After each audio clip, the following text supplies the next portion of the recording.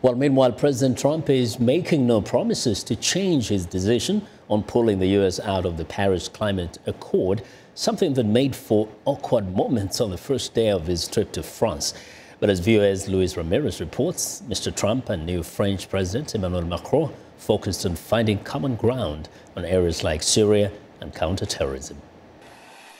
With deep disagreements with his host over climate and trade, odds were stacked against a good visit for President Donald Trump. Questions about Russia and his campaign followed him across the Atlantic, but Trump also dealt with French concerns about his decision to pull out of the Paris Climate Accord. Something could happen with respect to the Paris Accord. We'll see what happens. But we will talk about that over the coming period of time. And if it happens, that'll be wonderful. And if it doesn't, that'll be okay too.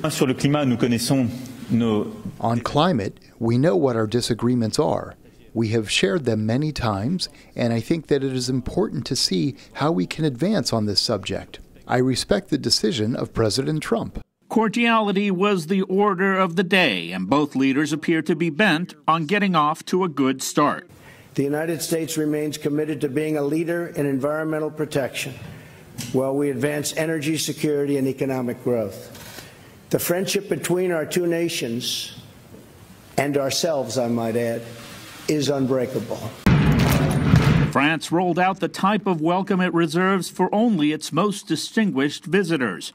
With full fanfare, the American president visited Napoleon's tomb at Les Invalides. This visit is important for Macron as well. He needs to show he is a tough leader who can deal with a new U.S. leadership, no matter how big the differences. On Friday, Trump attends Bastille Day celebrations that are especially significant for America this year, marking the 100th anniversary of the U.S. entry into World War I. Ramirez, VOA News, Paris.